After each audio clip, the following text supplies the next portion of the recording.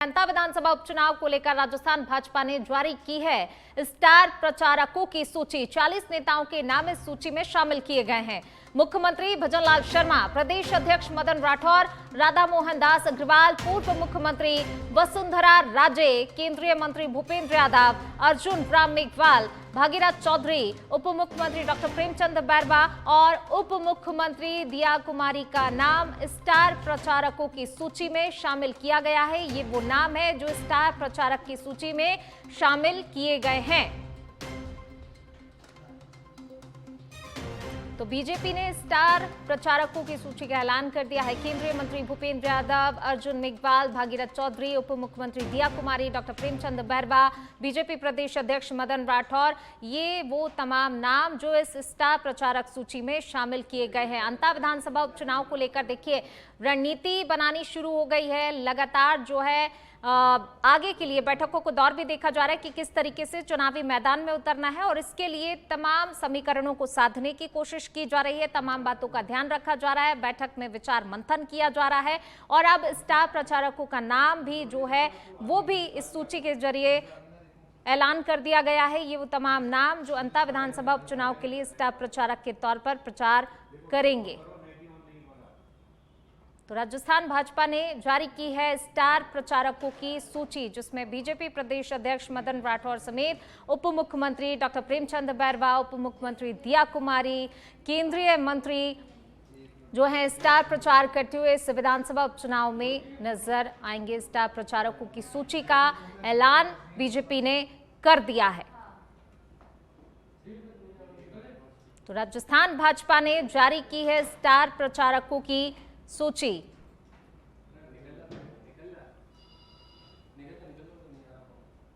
राजस्थान भाजपा ने स्टार प्रचारकों की सूची जारी कर दी है। वो नाम जो शामिल किए गए हैं स्टार प्रचारक। चलिए बढ़ेंगे आगे, बात अगली खबर की। मुख्यमंत्री किसान सम्मान निधि से कृषक कल्याण का नया अध्याय। मुख्यमंत्री भजनलाल शर्मा 18 अक्टूबर को भरतपुर जिले के नदवाई से हस्तांतरित करेंगे। मुख्यमंत्री किसान सम्मान निधि योजना की चौथी किस्त के रूप में हस्तांतरित करेंगे। 717.96 करोड़ की राशि किसानों के खातों में हस्तांतरित करेंगे मुख्यमंत्री। सहकारिता एवं नागरिक उड्डयन मंत्री गौतम कुमार डक ने जानकारी दी है। भारतीय जनता पार्टी ने आज राजस्थान में आगामी विधानसभा उपचुनाव के लिए अपने उम्मीदवार की घोषणा कर दी है। पार्टी ने राज्य की अंता विधानसभा सीट से मोरपाल सुमन को चुनावी मैदान में उतारा है। अंता चुनाव को लेकर भाजपा के प्रदेश अध्यक्ष मदन राठौर से सच बेधड़क के पॉलिटिकल एडिटर लाल सिंह फौजदार ने खास बातचीत किया। ये आपको सुनवाते हैं। विधानसभा चुनाव पर सभी की निगाहें टिकी हुई हैं। क्या रहेगा परिणाम, क्योंकि लगातार ये देखने को मिल रहा है कि अंता विधानसभा चुनाव में अगर बीजेपी जीत हासिल करती है तो ये माना जाएगा कि सरकार के वादों पर और इरादों पर मोहर लगेगी। लेकिन अगर विपक्ष बाजी मारता है तो सवाल के कामों पर कई सवाल खड़े करेंगे। मेरे साथ मदन राठौड़ है, उनसे बात करते हैं। भारतीय जनता पार्टी के प्रदेश अध्यक्ष मदन जी, कल आप जब पीसी कर रहे थे परसों, तो एक बात कही थी आपने, हम ऐसे कार्यकर्ता का चयन करेंगे जो समाज से भी होगा, समाज के बीच जाकर काम करेगा, नेता नहीं, हमें समाज से भी चाहिए। तो क्या चयन उसी तरफ गया है? निश्चित रूप से हमने एक जो जन सेवक का चयन किया, जो सेवा की भावना से राजनीति में है, जो निष्कलंक है, किसी भी प्रकार का उस पर कलंक नहीं है और प्रारंभ से ही संस्कारित है। बचपन से ही संघ का स्वयंसेवक है, संस्कार प्राप्त किए हैं और विभिन्न पदों पर रहते हुए उसने सेवा के काम किए हैं।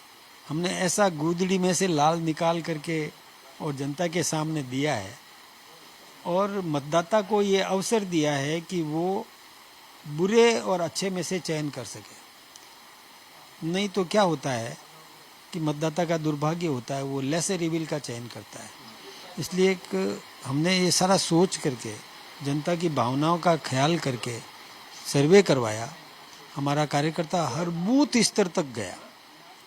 पिछले जिस दिन से ये सीट रिक्त हुई है उसी दिन से हमारी टीम प्रत्येक बूथ तक जा रही है। जाकर के सर्वे करके उन्होंने भी रिपोर्ट दी, हमारे केंद्रीय नेतृत्व ने भी अपने स्तर पर सर्वे करवाया और उसके आधार पर ही हमने उम्मीदवार दिया है।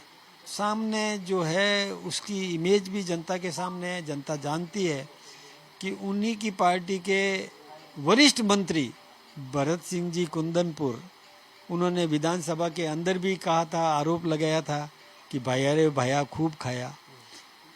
विधानसभा के बाहर भी बोले, वो अच्छी छवि के थे भरत सिंह जी, उन्होंने ये बात कही।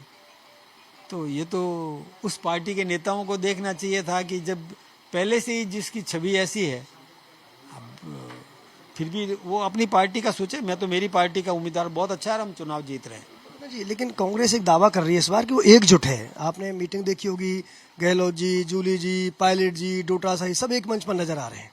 अच्छा, एक बात सुनो, आपने ये भी देखा होगा कि कोटा में कैसी जुतम पैजार हुई थी, कैसी कुर्सियां एक दूसरे पे फेंकी गई थी, धक्के मारे गए थे, लातें मारी गई थी। ये भी देख रहे हो कि एकजुटता उनकी ऐसी होती है। उनकी एकजुटता है कि किसी को नकारा कहो, किसी को निकम्मा कहो, अपने ही व्यक्ति को। और उनकी एकजुटता ये दिखाती है कि उन्हीं का मंत्री भरत सिंह कुंदनपुर, उन्हीं का दूसरा मंत्री प्रमोद जैन भैया पर और भ्रष्टाचार के गंभीरतम आरोप लगाते थे खुलेआम। यह है उनकी एकजुटता। अब उनकी एकजुटता के लिए मैं क्या व्याख्या करूं, बताओ। ऐसे एकजुटता थोड़ी होती है। हमारा एकजुटता है कि हम एक मुखी है, सब सोच समझ करके। संगठन हमारा मूल आधार है। हमारा सोच नेशन फर्स्ट है, राष्ट्र प्रथम में ये सोच है। उसके बाद पार्टी और उसके बाद सेल्फ। उनके यहाँ उल्टा है, पहले सेल्फ, व्यक्ति हित पहले है, उसके बाद पार्टी। कई लोगों को देखो ना आप, इन्हीं ये जो प्रमोद जैन भैया ने 2003 में कांग्रेस को लात मारी थी, कांग्रेस के खिलाफ में चुनाव लड़ा था और कांग्रेस की जमानत जब्त करवा करके विधानसभा में आए थे।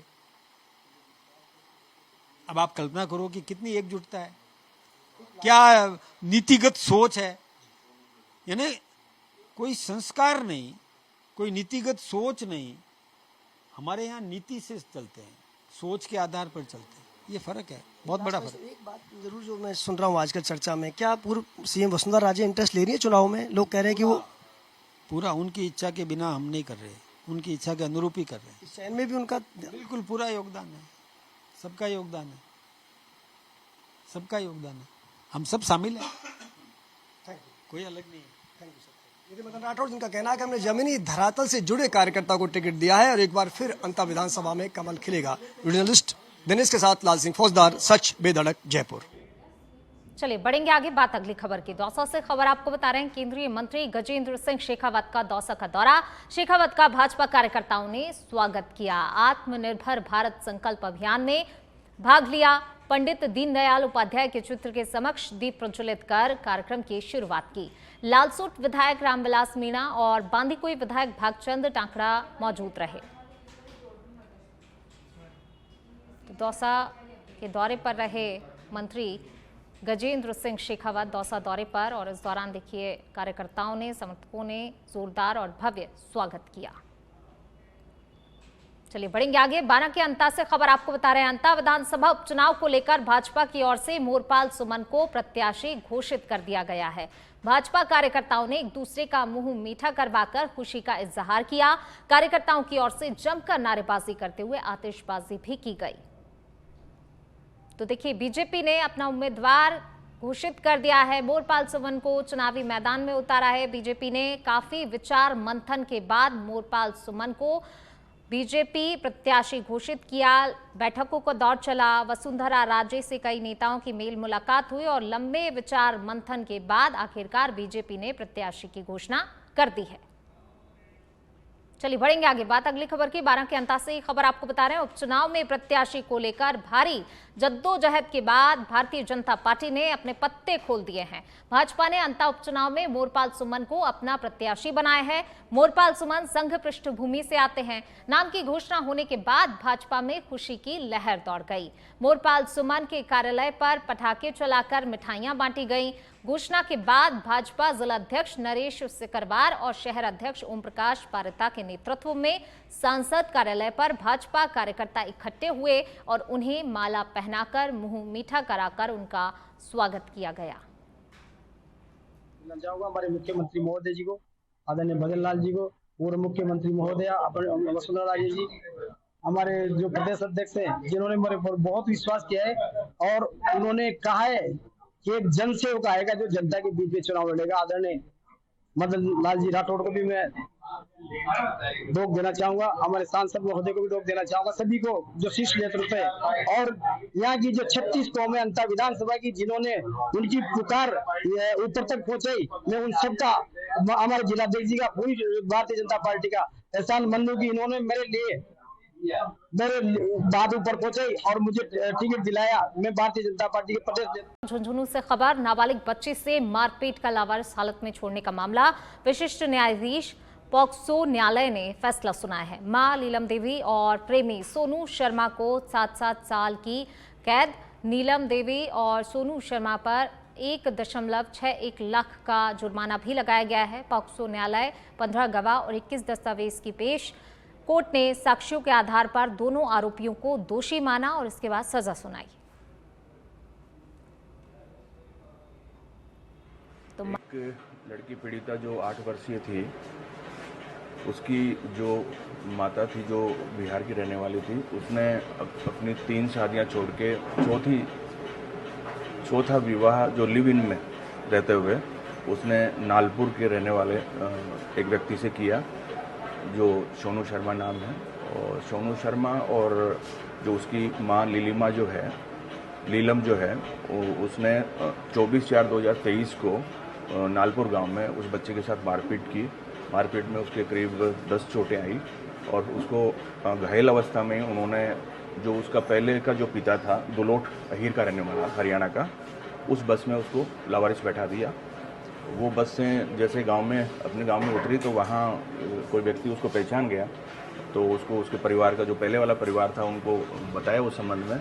तो उसके बाद उन्होंने 112 जो सरकार का जो एक फ़ोन है उस पर कॉल किया और गांव के सरपंच ने वहाँ की पुलिस, महेंद्रगढ़ सदर थाने की पुलिस को इन्फॉर्म किया। एक लड़की पीड़िता जो 8 वर्षीय थी, उसकी जो संगोद विधानसभा क्षेत्र के झाड़ आमली गांव में 77 लाख की लागत से तालाब पर होने वाले निर्माण कार्य की शिकायत मिलने पर आज फिर से ऊर्जा मंत्री हीरालाल नागर मौके पर पहुंचे। ग्रामीणों की शिकायत पर निर्माण कार्य को देखा तो घटिया स्तर का पाया गया। ऊर्जा मंत्री नागर ने मौके पर खड़े रहकर घटिया निर्माण कार्य को ध्वस्त करवाया। उन्होंने कहा कि घटिया स्तर का कार्य करने वालों को ब्लैकलिस्ट किया जाएगा। ऊर्जा मंत्री हीरालाल नागर ने अधिकारियों को भी नसीहत दी कि वह अपना काम पूरी जिम्मेदारी के साथ करें। इसके साथ ही ग्रामीणों को भी कहा कि कार्य अगर ठीक से नहीं होता है तो मुझे सूचित करें। श्रीगंगानगर के पदमपुर से खबर, घमूर वाली पुलिस ने अवैध मादक पदार्थ तस्करी के खिलाफ बड़ी कार्रवाई करते हुए एक युवक को अफीम सहित गिरफ्तार किया है। थानाधिकारी रघुवीर सिंह बीका ने अपनी टीम के साथ 69 LNP के पास एक कार चालक को संदिग्ध स्थिति में पकड़कर तलाशी ली, जिसमें से 947 ग्राम अफीम थैली सहित बरामद हुई है। पुलिस ने मामला दर्ज कर आगे की जांच शुरू कर दी है। ये हमारे DST टीम की सूचना थी, हमें गश्त मिली थी कि एक संदिग्ध गाड़ी आ रही है, जिसको रुका करके चेक किया जाए। जिस पर एक 69 LNP के पास बाबा सोमनाथ का डेरा है, वहाँ पर हमने नाका लगाया। नाकाबंदी के दौरान हमने एक वाहन को जिसके संदिग्ध थी उसको चेक किया। चेक करने पर उसके अंदर नितेश कुमार सन ऑफ देवीलाल निवासी सूरत। चलिए बढ़ेंगे आगे, बात अगली खबर की। अलवर के कटुमर से खबर, जहां पर सड़क पर खड़ी ट्रैक्टर ट्रॉली से टकराई है बाइक।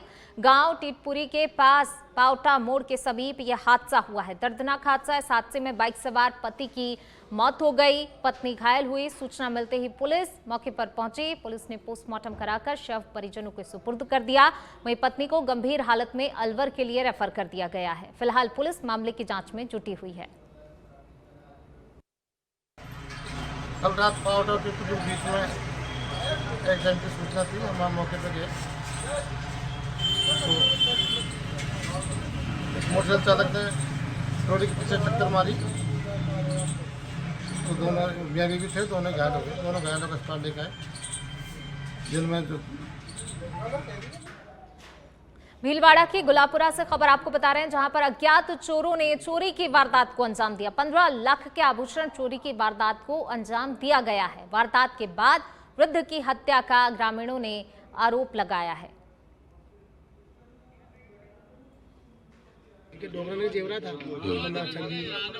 एक किलो तो डोगर दिया था कि नजर ये चोरा की जो वारदात में देखी हमेशा की तरह एक किलो तो हुई है। खाना दाना सुबह चाय पानी ले घर परिवार वाला चाय पानी ले रोजे की तरह ले जो आगे गया तो अगली उसे जो चाय ले जा पानी जो घर वाला मुश्किल फोन की दो थे खड्डे जो खेता हूँ तो आओ को कहा जी के तो नजर आ रही है शायद।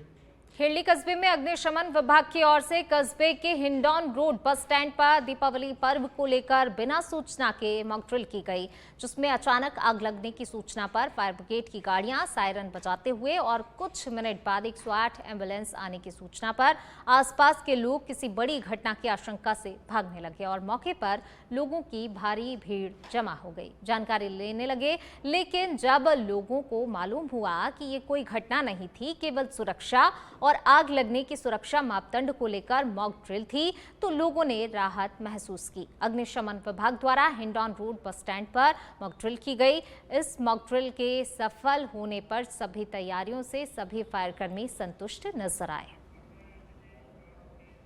और अब खबर चुरू से है, जहां परशुराम भवन में शहरी सेवा शिविर का आयोजन किया गया। राज्य मंत्री झाबर सिंह खर्रा ने शिविर का निरीक्षण किया। नगर परिषद की तरफ से अंतिम शिविर लगाया गया था। निरीक्षण के दौरान कलेक्टर और चुरू विधायक मौजूद रहे। 17 सितंबर से लेकर 17 अक्टूबर तक ये सेवा शिविर अभियान चलाया गया। 1 महीने का ये पूरा शिविर 17 सितंबर से 17 अक्टूबर था। आज उसका अंतिम दिन है। दीपावली के बाद हम इस 1 महीने की समीक्षा करके आगे कैसे क्या इसको सुचारू किया जाए, कैसे क्या ज़्यादा से ज़्यादा लोगों को लाभ दिया जाए, इसके बारे में निर्णय करेंगे और उसके बाद इस अभियान को आगे बढ़ाएं। दौसा जिले के नांगल राजावतान थाना क्षेत्र के रानीवास गांव में दिल दहला देने वाला हादसा सामने आया है। गांव के पास बने कृषि जलाशय में एक महिला और उसकी मासूम बेटी के शव तैरते हुए मिले। ग्रामीणों ने जब खेत की ओर जाते समय बच्ची को पानी में तैरता देखा तो तत्काल इसकी सूचना पुलिस को दी। रेस्क्यू ऑपरेशन के बाद दोनों शवों को पानी से बाहर निकाला गया। गाँव के लोग रोशनी और उसकी बेटी के अचानक निधन से गहरे सदमे में है। रानीवास थाना नांगल स्थान का मामला है। करीब 9 बजे करीब सूचना मिली थी कि एक महिला है जो पानी के अंदर डूबी हुई है और उसकी एक बच्ची 2.5 साल की हिमांशी जो पानी के ऊपर तैर रही है, जिसको गांव वालों ने निकाल लिया। इतला पे पहुंचे सिविल डिफेंस की टीम को बुला करके जो डूबी हुई महिला थी उसको निकलवाया गया और ला करके दोनों को हॉस्पिटल लाए। दोनों की डेड बॉडी